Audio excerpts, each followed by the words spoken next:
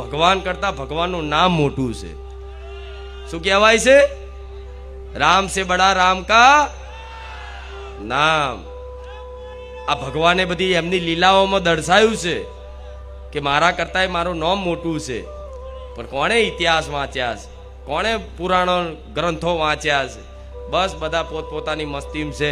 પણ છતાંય ભલે ગ્રંથો ના વાંચ્યા હોય, ઇતિહાસ ના જાણ્યો હોય, પણ થોડી ઘણી મારા ભાવિક ભક્તોને અંદર એક સમજ આવે, નામ પ્રત્યે વિશ્વાસ આવે ને, એવી નાની મોટી કંઈક ને કંઈક કથાઓ કહેતી રહીશ તો મારા ભક્તોની આસ્થા વધે નામ ઉપર.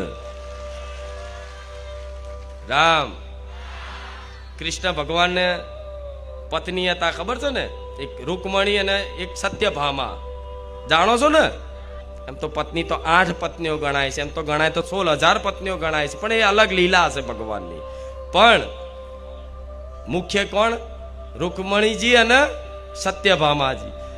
આ બેવ હતા ને, મતલબ ત્યારે કૃષ્ણ ભગવાનના તાજવે તોલવાના હતા, ખબર છે?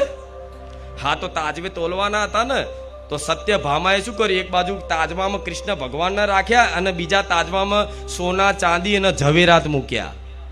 તો તાજવું ઊંચું થયું નહીં. ગમે તેટલું મૂક કરે, પણ કૃષ્ણ ભગવાનનું તાજવું ઊંચું થાય સારું. શું છે એ વિચારક? શું છે? ભગવાન હલતા જ નહીં. આટલું બધું સોનું મૂક્યું, ઝવેરાત, ચાંદી, હીરા, મોતી બધા દાગીના મૂકી દીધા, છતાંય તે ભગવાનનું પલ્લું ઊંચું જ નહીં થતું. શું છે? શું છે? તો પછી તરત જ રૂકમણીજીનો વારો આવ્યો. તો રૂકમણીજીએ શું કર્યું? તરત તુલસી પત્ર પર કૃષ્ણ લખી અને બધું હટાઈને ખાલી તાજવા પર મૂક્યું. ભગવાનનું નામ ખાલી આમ મૂક્યું ને, ભગવાનનું તાજવું ઊંચું થઈ ગયું. ખબર છે ને? ખાલી એક તુલસી પર ખાલી એક કૃષ્ણ નામ લખી અને મૂક્યું, એટલામાં તો આખું ભગવાનનું તાજવું ઊંચું થઈ ગયું, સમાંતર થઈ ગયું. થઈ ગયું ને?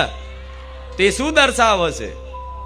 જેટલું જ મારા ભગવાન, હું ભગવાન છું ને, એટલું જ મારા ભગવાનનું નામ છે, એ દર્શાવે છે. રામ